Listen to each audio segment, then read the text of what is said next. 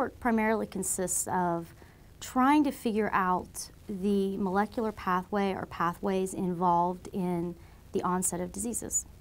Particularly, I'm interested in what is the molecular pathway or pathways that are triggered that activate the onset of autoimmune inflammatory diseases such as type 1 diabetes, type 2 diabetes, several types of human cancers. The overall goal is hopefully to one day save lives and at the very least improve the quality of life for individuals inflicted with these terrible autoimmune inflammatory diseases. At the time that the toll-like receptors were discovered and that I began my studies on toll-like receptors, they were originally thought to only reside in immune cells.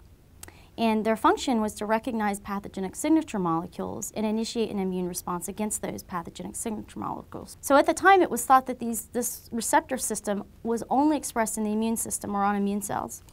Our laboratory was one of the first laboratories to actually say, no, no, no. They are expressed in non-immune cells and they function in a similar way, but when they're expressed in non-immune cells, it's typically because there's some sort of disease state there. Even though there's different toll-like receptors and they respond to different stimuli that leads to these diseases, the molecules within the signaling pathways are common and they overlap. Okay? So if you can target a drug, for instance, that inhibits one or more of those molecules that are involved in those signaling pathways, then you can block the expression of all of those signaling pathways at one time.